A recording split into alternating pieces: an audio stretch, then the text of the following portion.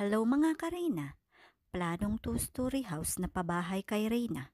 Ayon sa mga sponsors, pwede na itong lumiit. Bakit nga ba nahahati na sa dalawa ang plano ng mga sponsors para kay Reyna na dati ay talaga namang malaking bahay? Nasa first floor nga ay may 2 kwarto, isang toilet at isang malaking hallway para sa mga bisita at magkakaroon nga ito ng car park. At sa taas naman ay ang master bedroom ni Reyna, isang dressing room at isang room na kung saan ay mag stay ang mag-aalaga kay Reyna. Bakit nga ba? Tila bang nabago or nababago na ang plano ng mga sponsors? Ano kaya ang dahilan mga Karina? Bago natin umpisahan ang usaping ito, sana ay makapag-iwan na kayo ng inyong mga komento at mga opinion upang sa ganon ay malaking tulong ito para sa pabahay ni Reyna.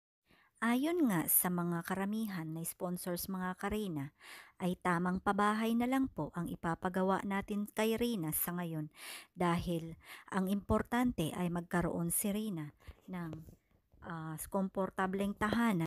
Mahalaga pa rin na gagawin nating itong two-story house dahil ayon kay Reyna na kahilingan.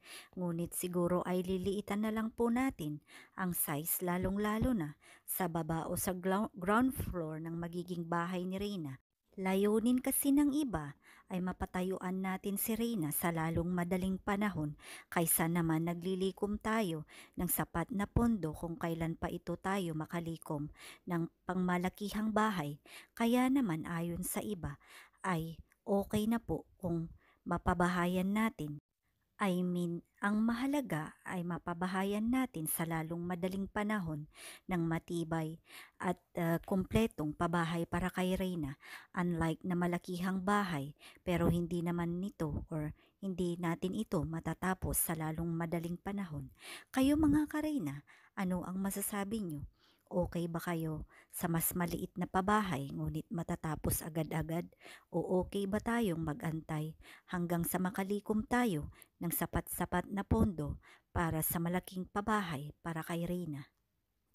Sa ngayon ay kulang pa rin po ang ating pondo at umaasa pa rin ang lahat ng mga supporters at mga sponsors na madagdagan nga natin ang ating pondo nitong darating na birthday ni Reyna o sa lalong madaling panahon upang sa ganon ay mapapaumpisahan at makakapagdesisyon tayo kung ano ba talaga ang ipapagawa nating bahay kay Reyna.